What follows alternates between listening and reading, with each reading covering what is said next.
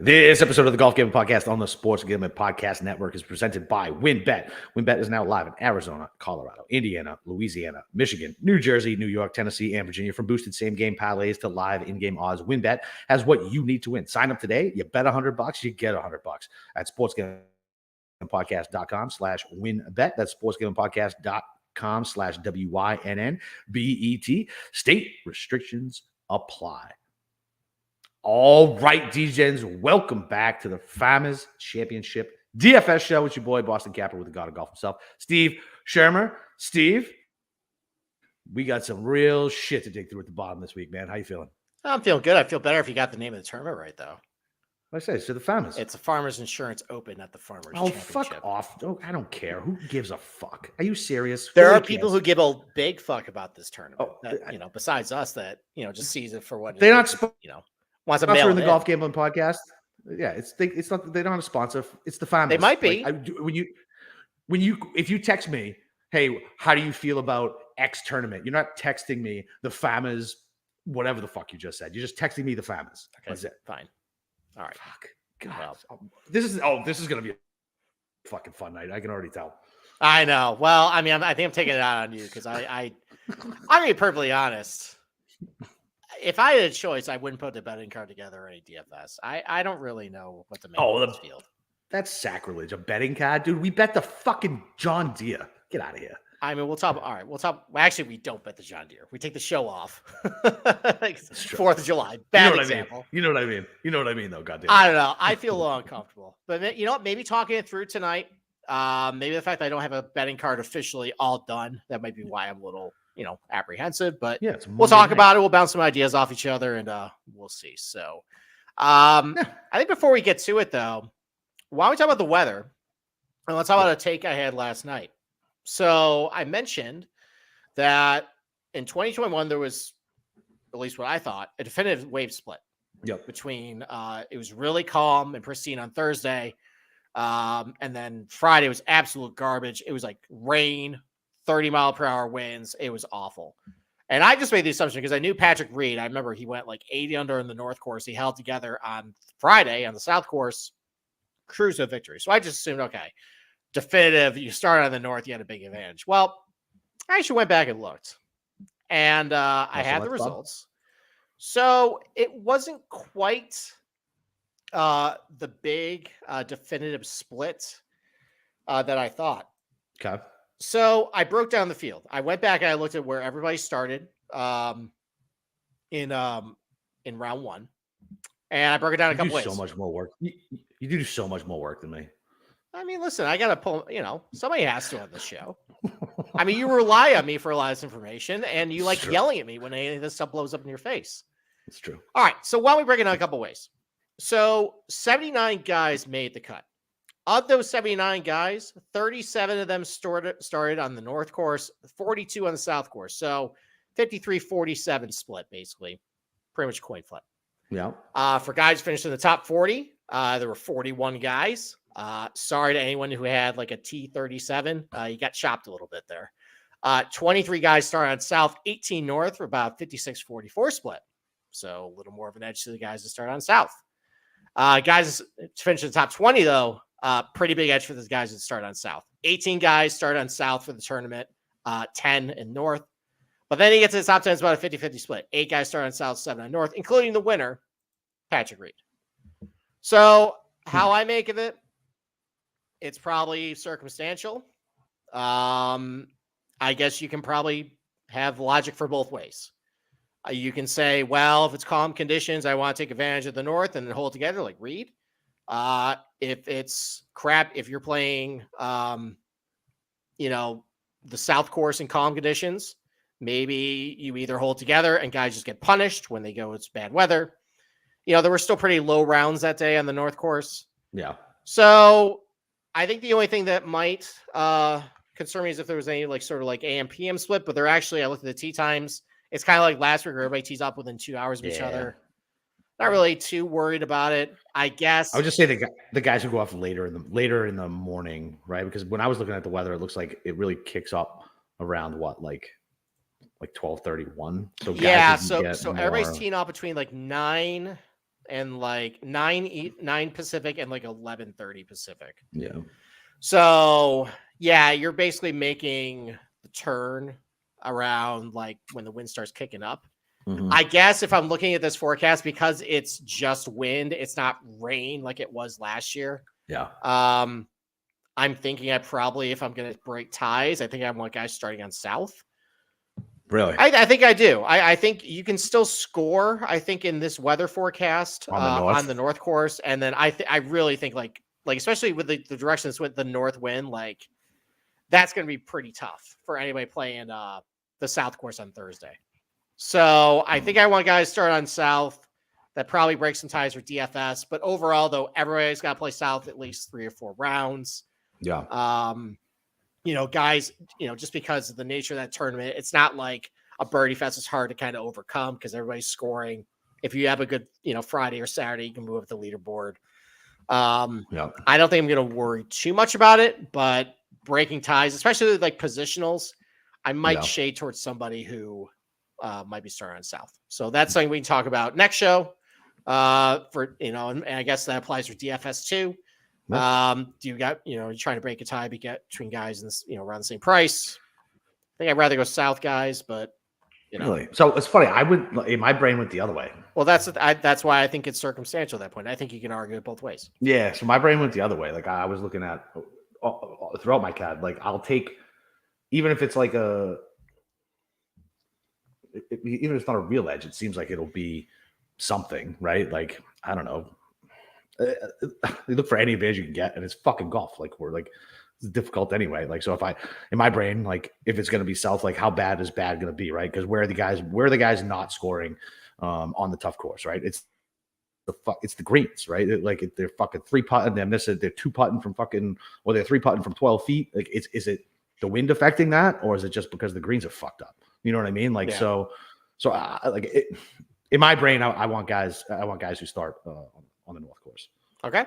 I mean, I think you just made a compelling case too, and that probably means a lot of this is circumstantial when it comes down to the player. Yeah, you're probably right. It probably doesn't fucking like. I mean, for example, Victor Hovland shot 7 under on the south course in the Ridley. Why isn't he here this week? So I thought he was over in Dubai because he won that tournament. He's not. I looked. He's not. I know. Where the fuck is he? I don't know.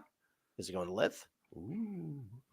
So one of those stupid fucking burner accounts said somebody who is was committed to the FAMAs and withdrew because of injury is actually going to live. And I didn't even bother looking. Is anybody big withdrawn from injury? Nobody, right? No, nobody. Let me check Bolton's account. That guy. I mean, it's not Dano Berger, right? No. Where the fuck is that guy? I don't know. You drafted him. You should know on your fantasy season long. He sat there forever. He's worth the risk. Might want to drop him pretty soon. You probably pick him back up around Zurich.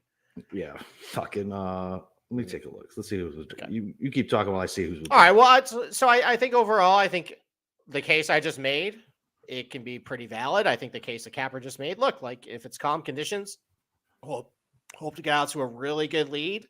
Score well on the north course, and then in windier conditions, just trying to hold it together because guys can shoot even par 1 under, 2 under. Still in the south course. I think for me, just personally, I think I'd rather just get the south course out of the way and literally like just dome conditions, and then hope I can score a little bit with shitty wind. Yeah. Like maybe if I get a really good round on the south course, maybe shoot like 2 under, 3 under, and windy conditions in the north, then I'm set up pretty good.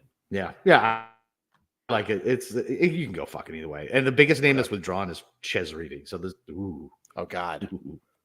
God, how will the PGA Tour recover from no Ches Fest? What about those fucking numbers that I sent you? What numbers? The fucking viewership numbers. Holy shit, dude. Are you surprised? They were terrible in the fall too. I know, man. What's concerning is that the Amex actually had a really good field, and there's no sports really to contend with on a Thursday afternoon. Do you think it's because ESPN Plus costs money? I don't think so. I mean, those were Golf Channel numbers, right? Oh yeah, I guess. Yeah. So it's not that. I think. Look, I think there's just an overall lack of interest with professional golf right now. I think casual fans I think they were kind of sick, probably, of the Live versus PGA Tour talk. I'm sick of it. I think they're just not going to tune in until the Players or the Masters, and that's kind of how it's going to be going forward. Is we basically have turned into tennis at this point, where only the Grand Slams matter. That's great. Yeah, I know, it's awesome. So with that, why don't we take a break, and then we'll start breaking down this tennis tournament, basically. All right. Well, listen, WynnBET is the official online sports book of the Sports Gambling Podcast Network. WynnBET is active in a bunch of states, but there are tons of ways to win, including live betting and same game parlays. The NFL playoffs are here. Only one weekend left before the Super Bowl, guys. So great promos, odds, and payouts are happening right now at WynnBET. Ready to play? Sign up today to receive a special offer. Bet 100 to get $100. Limited to state availability. And of course, if you hit the biggest long shot parlay of the week, you can get $1,000 free credit. There's so much to choose from, and all you have to do is head over to sportsgamblingpodcast.com/WynnBET so they know that we sent you. That's sportsgamblingpodcast.com/WYNNBET. The offer is subject to change. Terms and conditions over at WynnBET.com. Must be 21 or older and present in the state where playthrough WynnBET is available. If you or someone you know has a gambling problem, call 1-800-522-4700. Okay, DFS time. Yay. So as we mentioned, this is part one. We will be doing a show later. This is DFS right now. So $10,000 range. We have 4 guys in that range. We got Jon Rahm at 11.6, $1,100 more than the next guy, Tony Finau. Xander Schauffele, fresh off the 62, and the Albatross at the Amex. And Kyle Morikawa, 10,000. A lot of ownership right now. It's Monday, but we have one last day.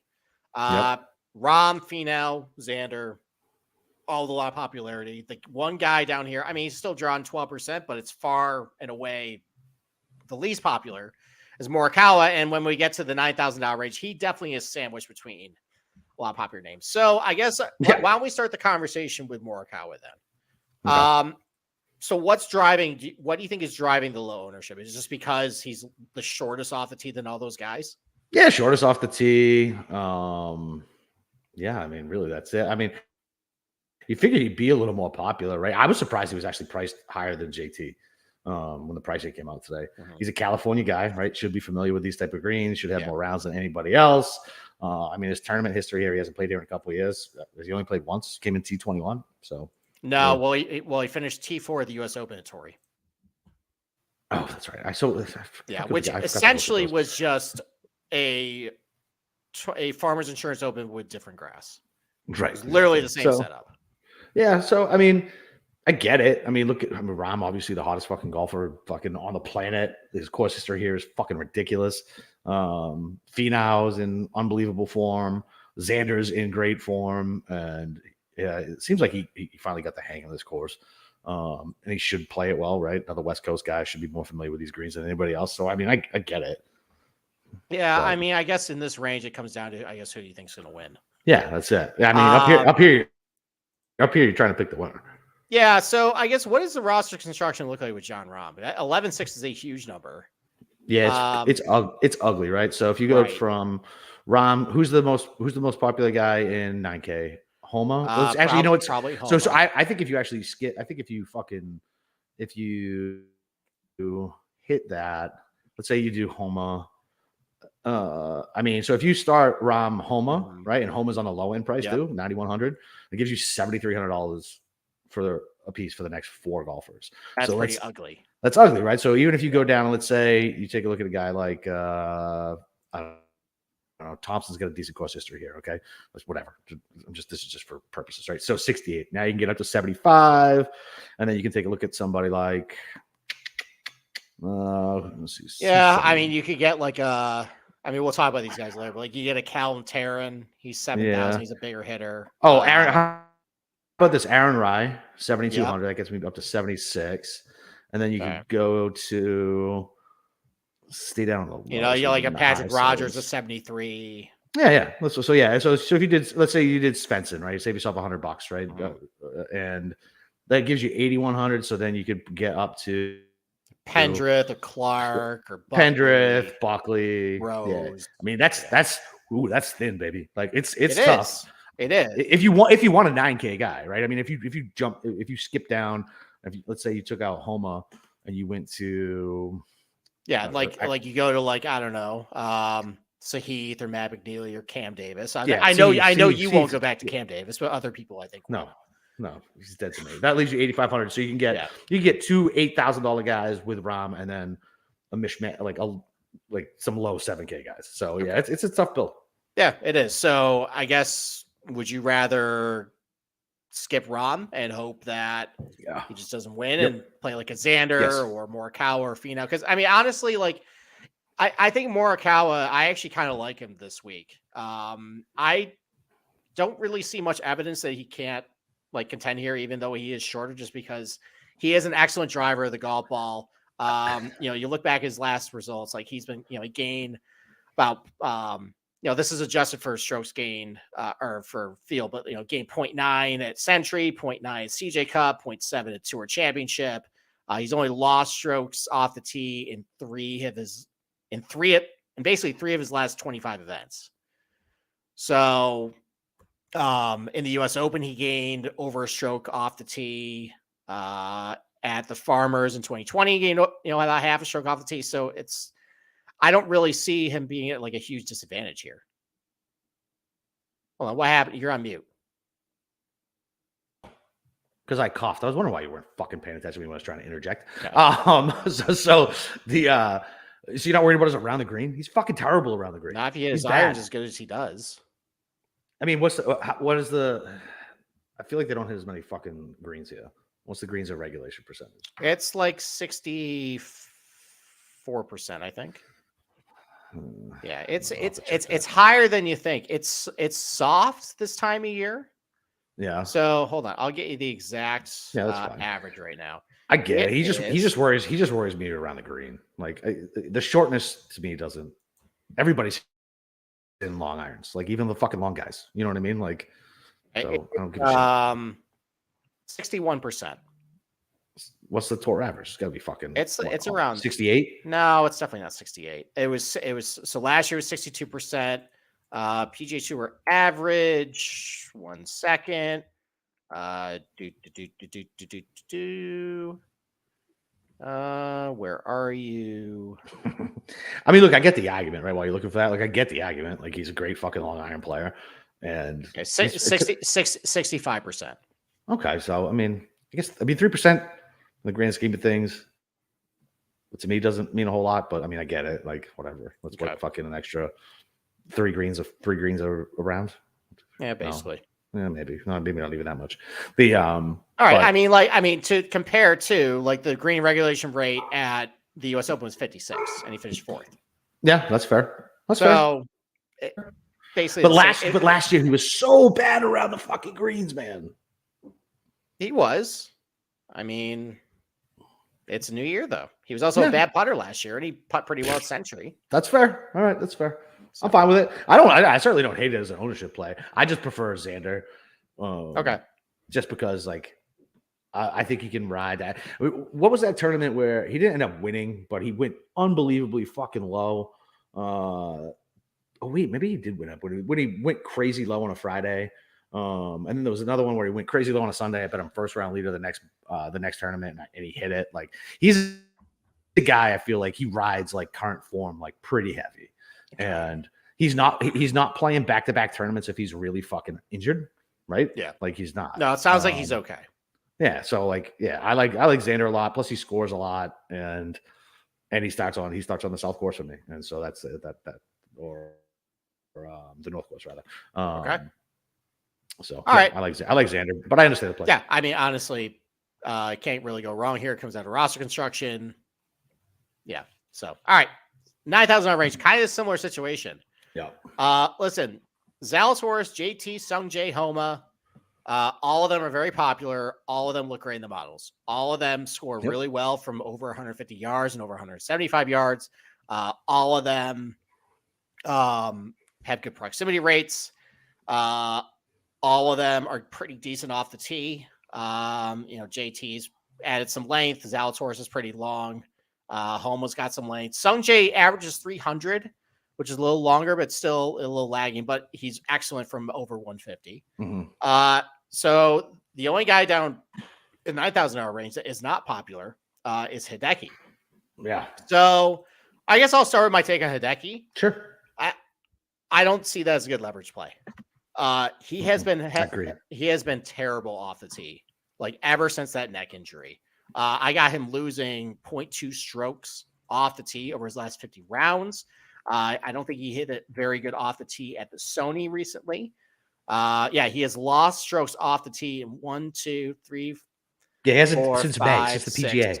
Yeah, since the PGA. Right. Yeah, like I mean, that's like insane. Yeah, like he finished. He finished fourth. He finished fourth at the U.S. Open. He lost strokes off the tee there. Even you can scroll back through. I mean, I'm all the way back to 2017 right now, and there's he has never missed that many off the tee. Yeah. And like we were texting back and forth. I was like, God damn it, he looks healthy. And then like the second day, you're like, you still think he looks healthy? And I was like, good fucking point. Yeah. And I mean, just his approach numbers aren't great. I mean, his approach numbers were good at Sony. I mean, he killed it on that. But prior to that, there's nothing great like on his approach numbers, like 3.5 back in August. You know, like I don't know. Yeah, and this is of course too. Like if you're losing strokes off the tee, if you're not driving it well, like you're fucked. It's hard to contend here. Yeah. So yeah, I think. Listen, it's low ownership. I don't really love it. No. So I guess it comes down to of those 4 popular guys, who you like the best. So I'm gonna so whatever. I'll save it for the betting show, right? But like, so I'm gonna skip Zalatoris at fucking 23%. Okay, like I'm just gonna skip him. Like it's too much, and I like some other like guys that same thing with Homa, man. Fucking 23%. Like, yeah, he seems pretty popular. Like, I don't know, man. Yeah, man. I mean, I might just go back to fucking Monty because I'm a glutton for fucking punishment. Okay. So I texted Jeff, who follows the Corn Ferry Tour shit. There's not a whole lot of rounds on there, but he looked okay on them. Okay. The only thing I worry about is his proximity from like 175 and out. Yeah, it's terrible. He's 99th in this field. Yeah, but because he drains all of those putts, his scoring rates are really good.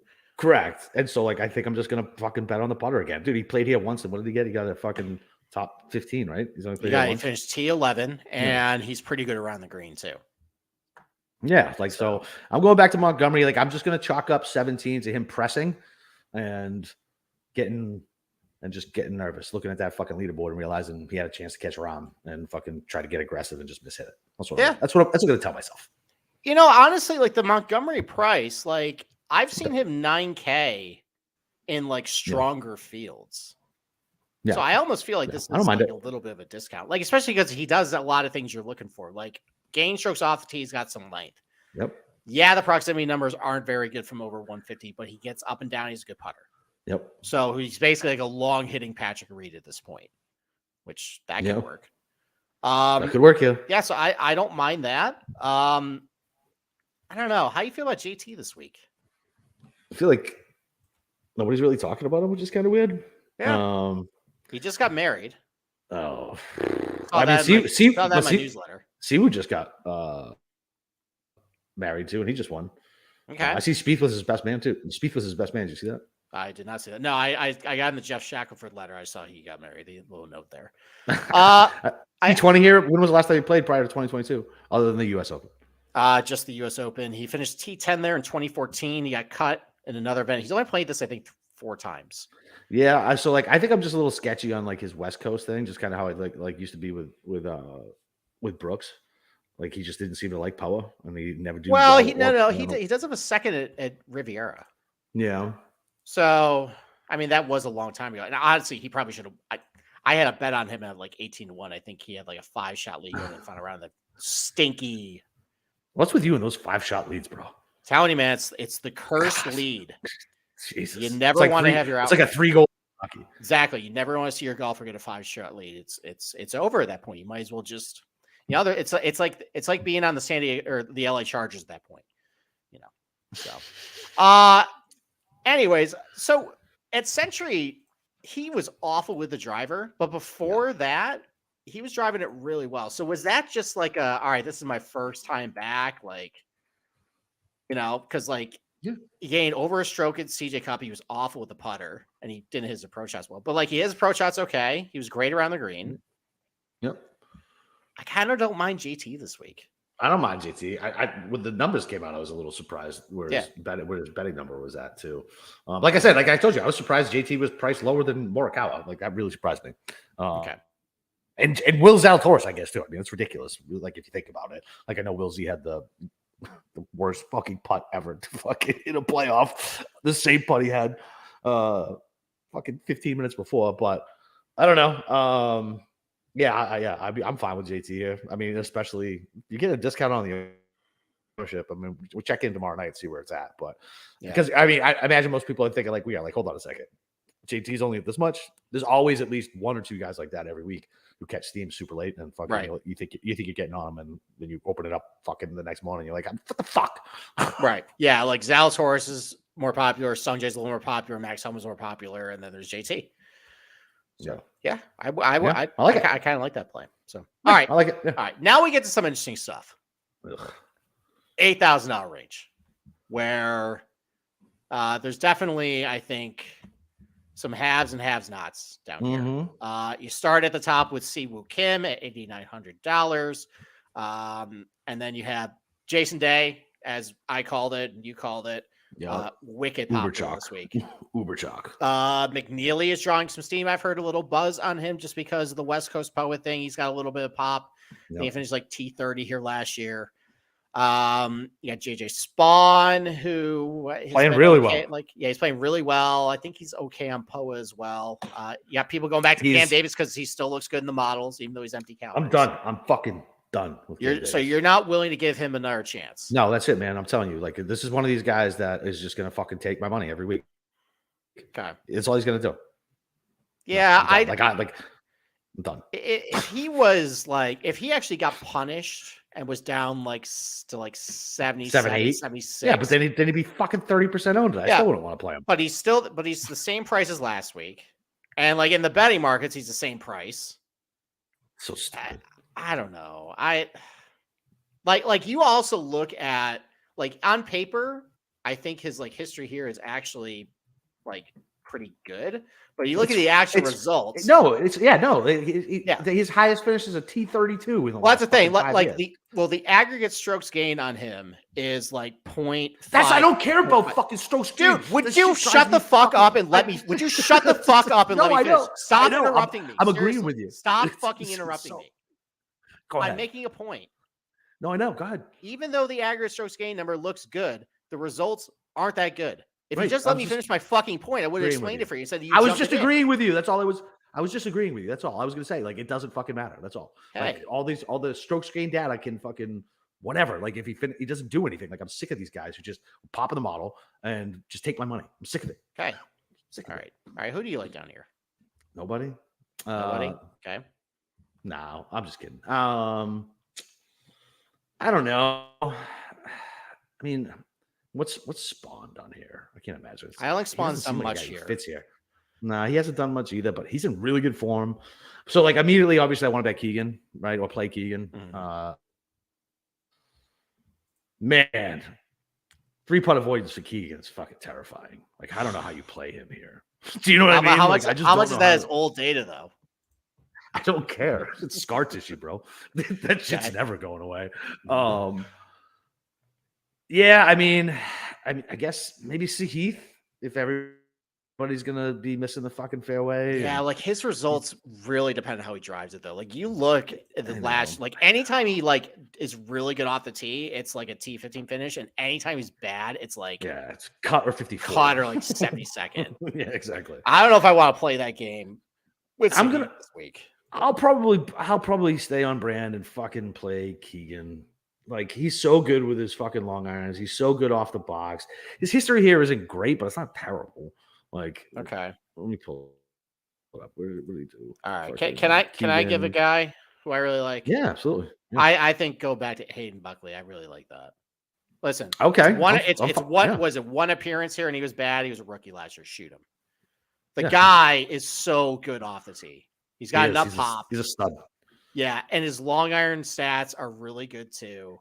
Yeah, the POA putting is bad, but like no one here is gonna be perfect. Like this kind of has like a Luke List stat line written all over him.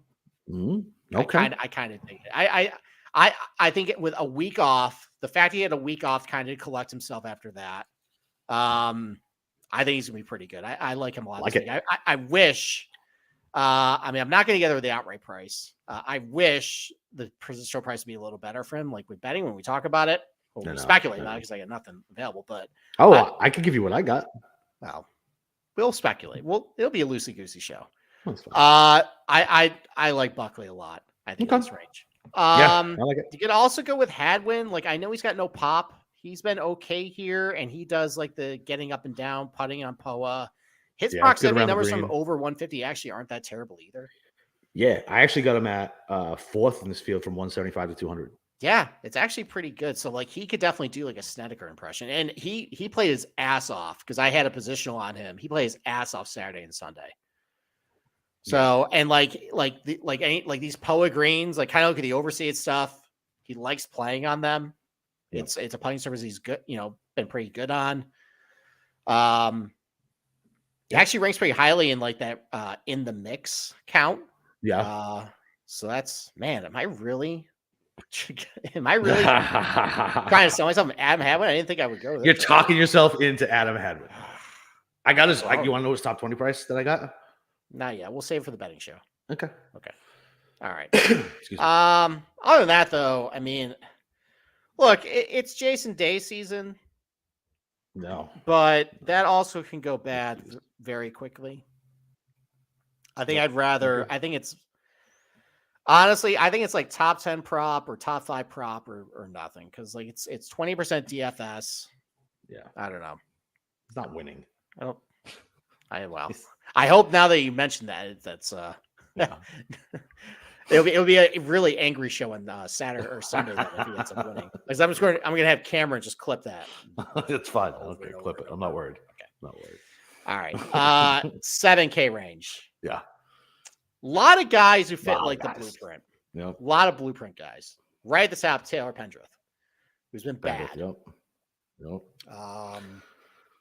I mean, look, gains a lot of strokes off the tee, hitting his irons horribly.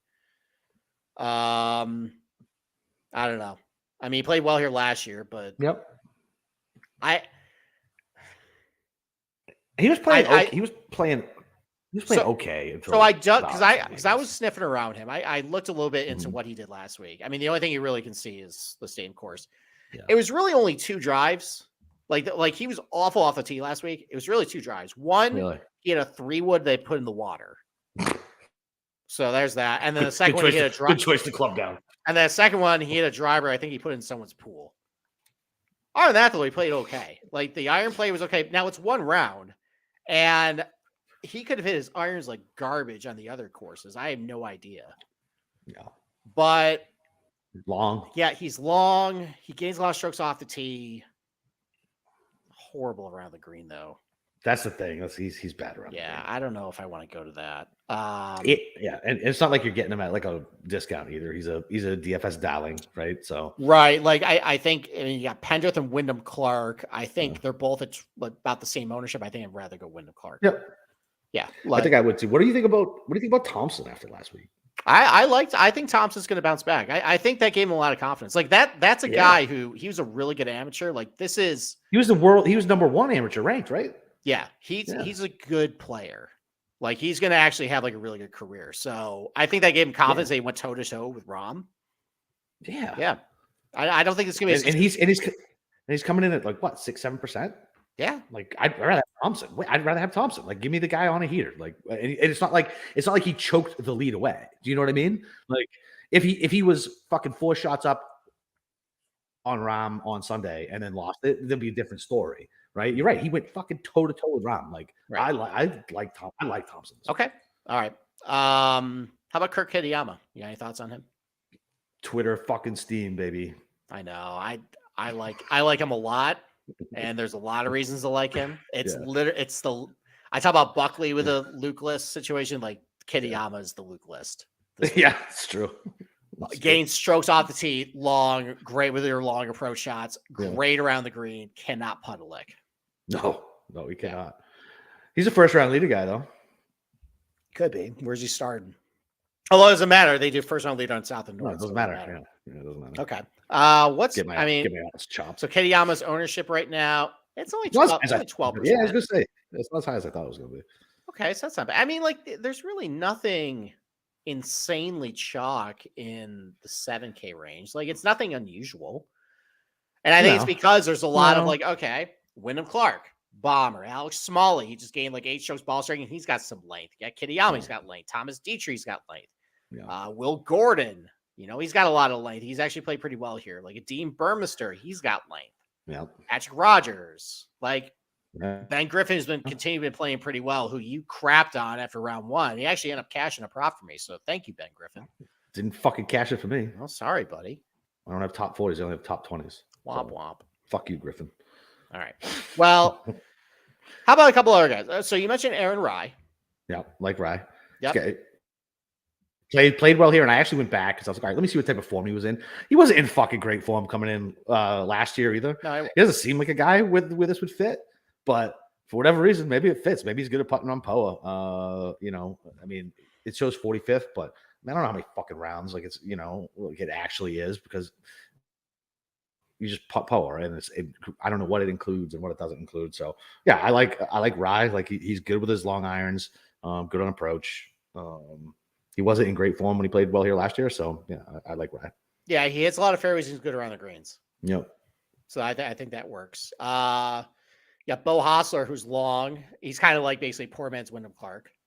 Long. That is a goofy looking. That is a goofy looking dude. He is a goofy looking dude. Long, good around the green, good POA putter. Yep. Brendan Steele, how about him? He was good last week. I know. That dude was nails. He was on the outside. I thought my top 40 was dead. He put it into gear on Saturday, Sunday. I mean, again, he's got some length, gained strokes off the tee, good long approach numbers. Yep. Yeah. And yeah, I mean, he hasn't played here in a minute though. Whatever. He's playing all right. Yeah. I mean, we're down in the low 7Ks here. I mean, I know. So got Gary Woodland, his corpse. No, thank you. What if I told you this? Oh, so I mean, the last time we played a really difficult golf course was Houston. Yeah, that's got a lot of long approach shots. Yep, and he finished 9th. Mm-hmm. That wasn't too far ago. Mm-hmm. I don't know if he's dead. Might not be. I don't think he's dead. He almost won Bay Hill last year. Almost. Only counts in horseshoes and hand grenades, sir. Well, helps in DFS though. He finished like 5th. Well, that's fair. He's won on California POA. Why? Why do you do this to me?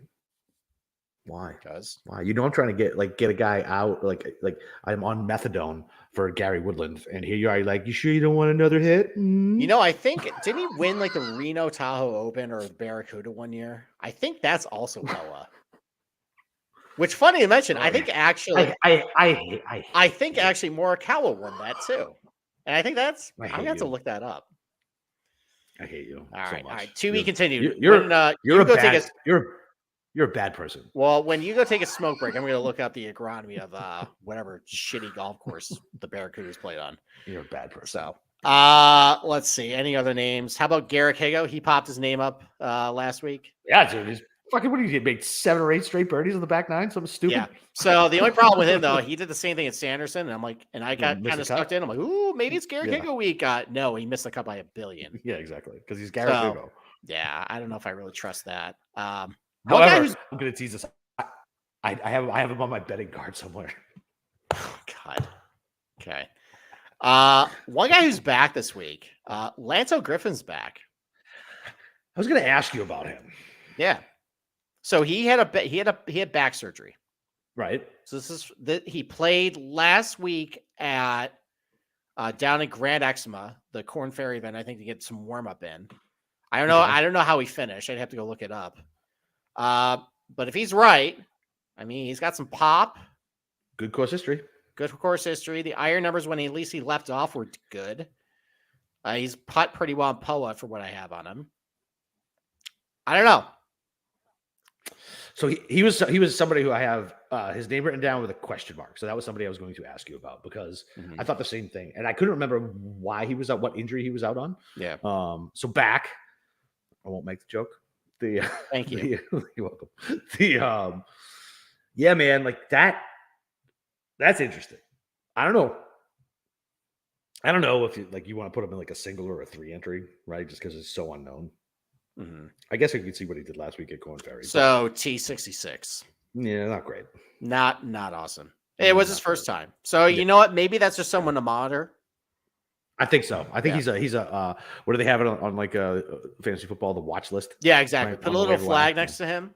Yeah. See what happens. Let's see. I mean, you got, Dean Burmester. Again, he fits the profile. Well, Gordon, we talked about Ben Taylor too. That's kind of, he doesn't have a lot of pop though. That's a little concerning, but right. Yeah, I'm probably. What about Scam Champ? He's so long. His record here is not very good, is it? No, it's not. No. What about some SH Kim redemption after everybody watched him fucking on the bunker? So he's kind of short. So here's the thing about like the driving distance stuff. So you can look at you can throw everybody into one pot. The problem with it, if you just take those guys who just are Corn Ferry guys, there's a couple tournaments in the fall where just everybody got insane driving numbers, like the Shriners. Mm-hmm. That's baked into all of them. So if you actually just isolate just like the Corn Ferry guys, he's like below average in distance. So that makes me think he's actually pretty short off the team. Okay. So even though I see him averaging 302, I don't think that number is actually real.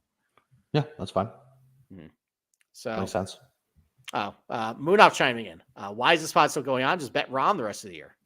He texted me fucking that earlier. He was like, bet Rom. Thanks for tuning into the Golf Gambling Podcast. This is the DFS show, Moonoff. Yeah. Actually, I told you this, but I posted my preview column on Reddit, and it was my premium betting strategies. And the guy said, John Rahm, that's your betting strategies. And I can't really retort that, unfortunately. And Cameron, I even forget to look over here. But Cameron, I don't give a fuck about the Celtics until the playoffs. Do not care. Do not care. Not even a little bit. I listen to sports radio 24/7, so I understand what's happening, know who's on the team, what's going on. But listen, man, when you're grinding golf and like I enjoy hockey more, like it takes a back seat, man. Okay. I don't give a shit. All right. I think we mentioned enough guys in the 7K range. There's a lot of boilerplate template guys that you probably go with. All right, 6K range. Is there anybody you like down here? Yeah. Actually, and Moonoff, I don't hate the NBA. I love NBA playoffs, but when you are load managing, fucking what month is it? It's fucking January, and teams are already load managing. Don't give a shit. It doesn't matter. It doesn't matter until the playoffs. Okay. All right, who you like in the 6K range? Load management. I gotta fuck out of here. TP load letter. The fuck is that? What? No, nothing. All right, bad joke. Move on.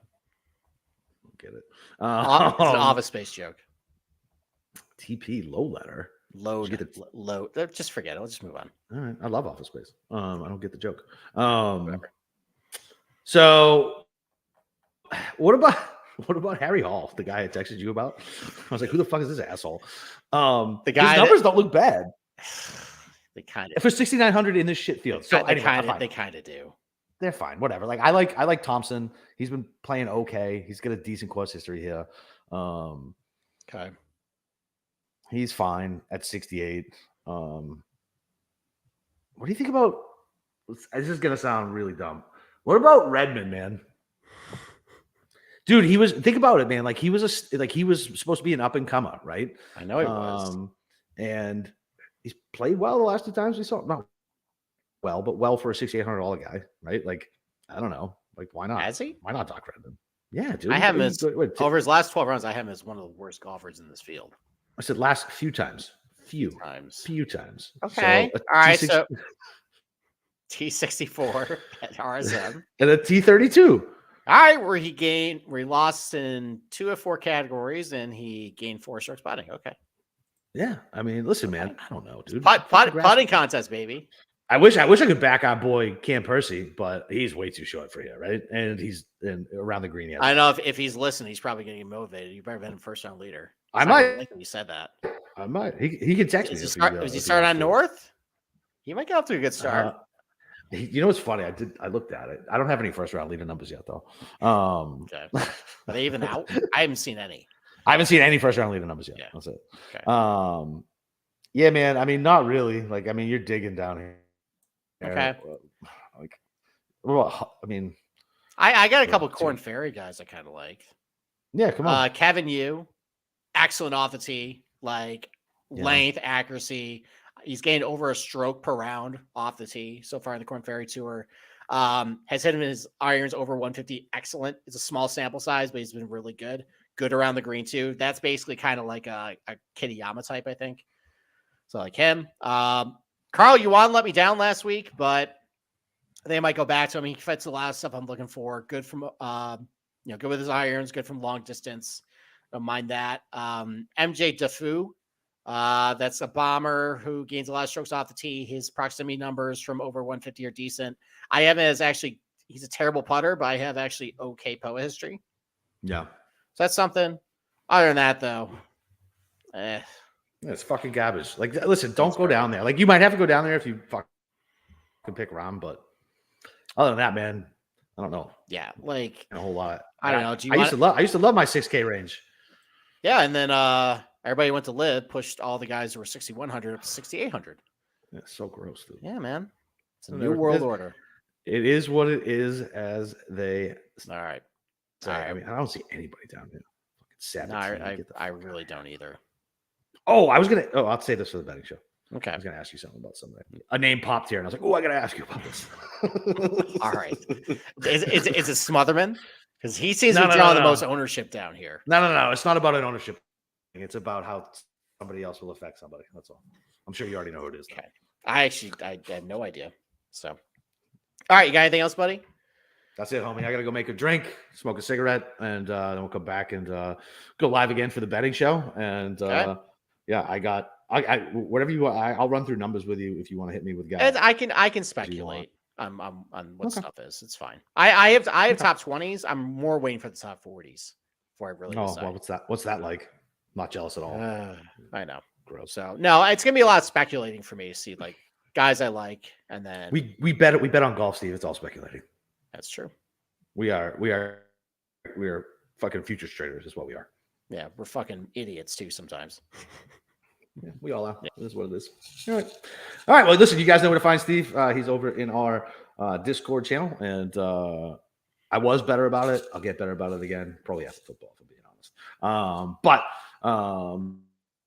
Yeah. Other than that, you guys know where to find me on Twitter, Boston_Capper. I think it's a decent DFS week. I think I might go. I think I'm just gonna test the theory. I'm gonna build like, I don't know, 5-6 lineups with just all fucking North Coast guys and just see what happens. Okay. Whatever, man. We'll give it a shot. Who cares? Yeah. So other than that, we'll be back for the betting show. For anybody on Twitter or YouTube, like 15 minutes. Other than that, for those listening, it'll be like Tuesday around 12. Oh wait, there's this show going on Tuesday at 12. Yeah. Well, whatever. Anyway, it's one of those weeks, boys. All right, let's go, boys. And talk to you guys later. Fuck.